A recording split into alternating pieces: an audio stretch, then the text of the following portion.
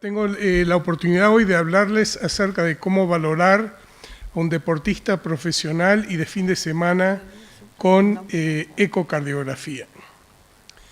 Bueno, todos nosotros sabemos que un atleta profesional, luego de practicar en forma intensiva, tiene un remodelamiento del corazón importante, en el cual hay un agrandamiento del corazón en el fin de diástole, hay un aumento del espesor ventricular de la masa y de un aumento del consumo de oxígeno. Este es el ecocardiograma de un jugador de básquet de la NBA que gana mucho más que todos nosotros. Y acá podemos ver que en el eco bidimensional tiene obviamente una bradicardia importante. Uno ve que hay un pequeño aumento del tamaño del ventrículo en fin de diástole, un aumento del grosor. Y también vemos, aunque lo vamos a ver ahora un poquito mejor, que ahora también se ha descrito y se ve en este jugador que hay un aumento del volumen de la aurícula izquierda. Vemos que todos los trazados de diástole son muy normales y muchas veces son muy útiles para diferenciar. Vemos que hay una onda E muy importante, una onda E pequeña, y lo mismo parece con el Doppler tisular. También hay una dilatación, un aumento importante del ventrículo derecho y de la normalidad de todos los parámetros que acaba de describir el doctor Lowenstein. Bueno, cuando uno participa hay una correlación en cuanto al deporte que uno practica y el remodelamiento del ventrículo izquierdo. Así que si uno hace un deporte que tiene un componente muy dinámico y un componente, digamos, en el cual hay que empujar mucho, como por ejemplo el ciclismo, el remo, la natación, esos son los deportes en los cuales hay un efecto en la cavidad del ventrículo y también en el espesor del ventrículo izquierdo. Si ustedes tienen el deseo de remodelar su corazón, yachting no es una buena idea, tampoco el bowling es una buena idea, y ¿cómo se dice lo que juegan acá? El billar tampoco es una buena idea. Bueno, con respecto a la evaluación del corazón de un deportista, pienso que hay que recordar una sola cosa cuando uno ve un eco, es que cuando todos los atletas que tienen el espesor, y cuando el espesor puede llegar a ser más de 1.3 centímetros, todos aquellos que son atletas también tienen un agrandamiento del ventrículo izquierdo de generalmente 5.5 a 6.3 centímetros. Cuando uno se encuentra con un eco que tiene un espesor de mayor de 13 y no está asociado a una dilatación asociada del ventrículo izquierdo, hay que generalmente pensar que hay algún tipo de patología hipertrófica. Uno de los problemas grandes con los atletas es la muerte súbita. Esto pasa poco frecuente, pero cuando pasa se escucha en la prensa y lo que es interesante es, en Estados Unidos, a los atletas, inclusive los atletas olímpicos, solo necesitan tener un electrocardiograma, no hace falta un ecocardiograma, por lo cual la causa número 1 de muerte súbita en un atleta es hypertrophic cardiomyopathy, seguido de anomalías coronarias. En Europa es diferente porque todos los atletas necesitan tener un ecocardiograma, y ahí un poco la causa número 1 de muerte es en Europa es la displasia del ventrículo derecho, y la hipertrofia de hypertrophic cardiomyopathy es mucho más pequeña, porque con el eco se puede muchas veces hacer el diagnóstico. Acerca de las anomalías coronarias, la salida de la coronaria derecha del seno izquierdo es generalmente la causa más importante durante el atleta cuando hace un engorgement de la tanto de la aorta como de la arteria pulmonar, provoca una obstrucción, en este caso cuando hace la arteria coronaria derecha, está pasando entre ambas arterias.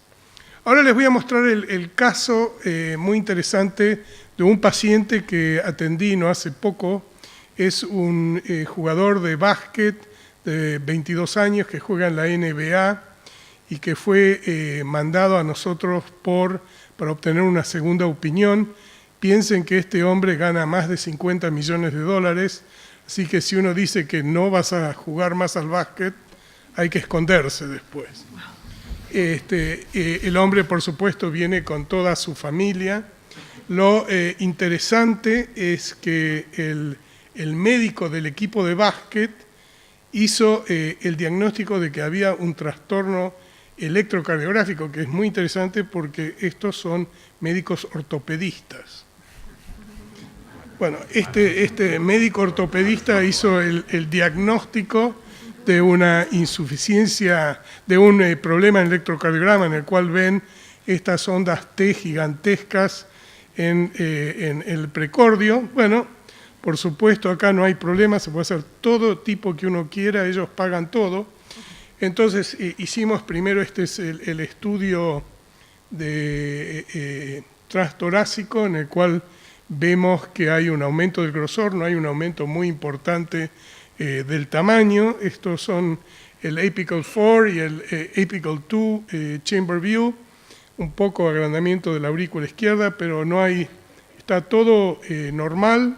Una vez nuevamente le hacemos el estudio, lo único que había un poco anormal es en el pulmonic vein flow, había una onda reversa auricular un poco más importante.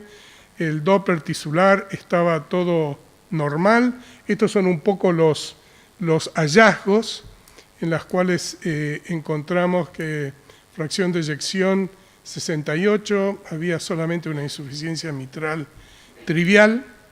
Entonces a mí se me ocurrió, yo hace poco había atendido a un jugador de fútbol americano que presentó con este tipo de electrocardiograma, también con estas ondas T invertidas, y en este tipo de paciente le hicimos un eco, no veíamos nada porque son bien musculosos, entonces utilizamos el contraste, y en este paciente, este no es el paciente que le está presentando, pues el paciente jugador de fútbol, pudimos hacer el diagnóstico de una cardiomiopatía apical, que muchas veces presenta con las ondas gigantes negativas T en el precordio. Entonces, por supuesto, le hice el contraste a nuestro atleta y,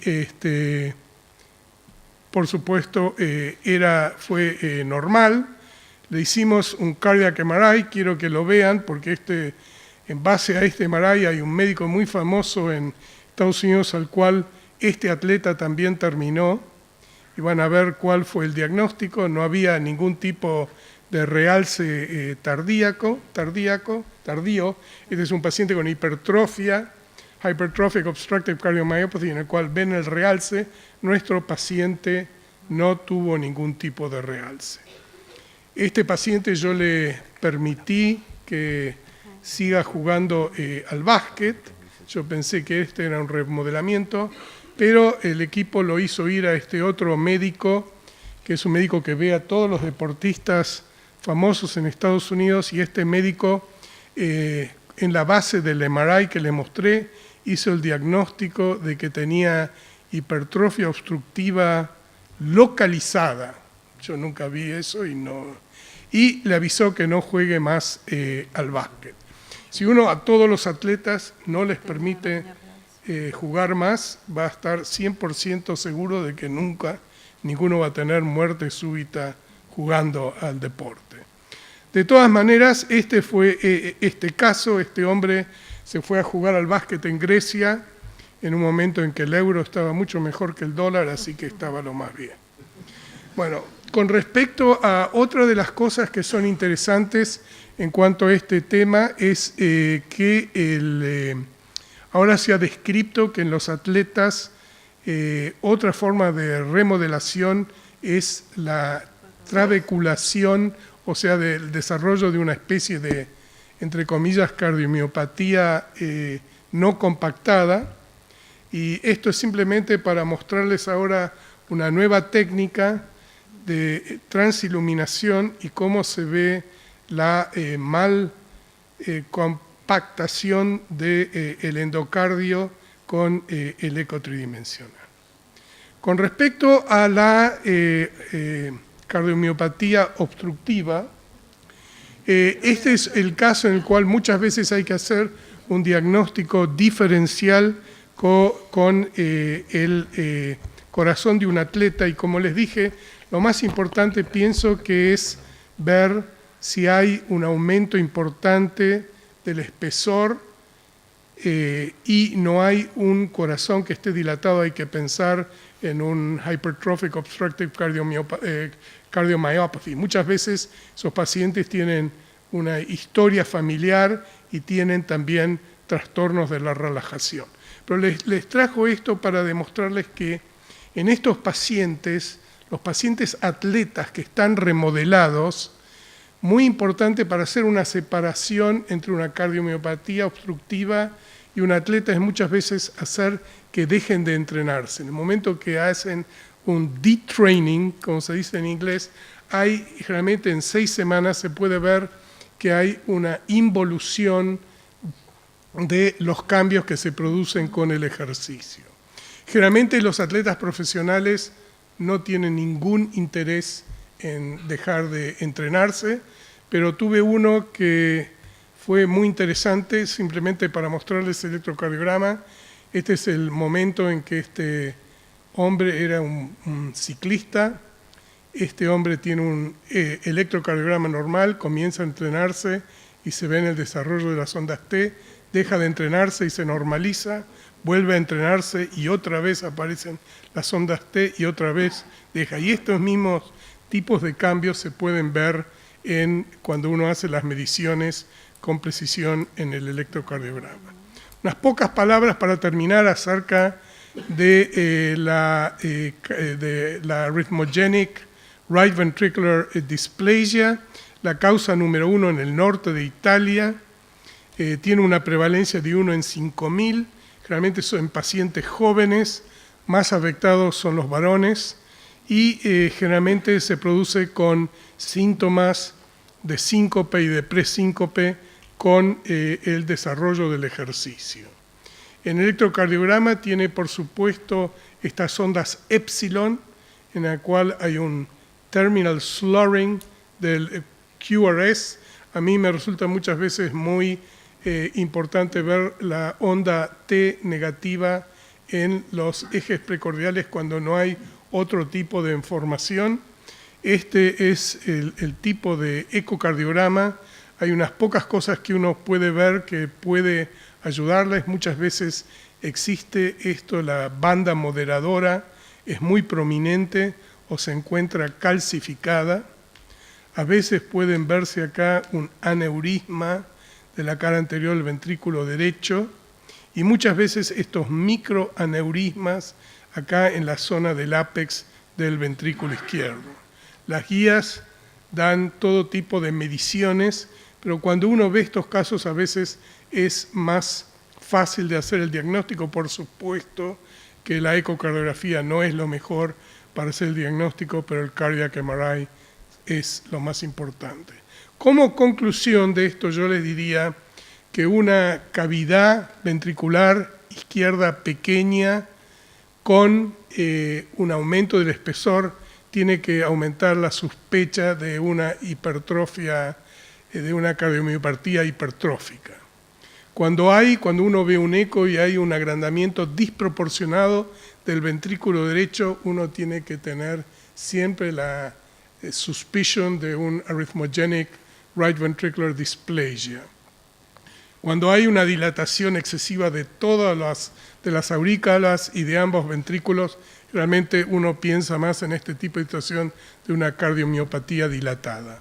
Y el reversal, la reducción del remodelamiento con detraining, muchas veces en estos casos difíciles nos permite hacer un poco la separación entre un atleta y un paciente con enfermedad estructural cardíaca. Muchas gracias.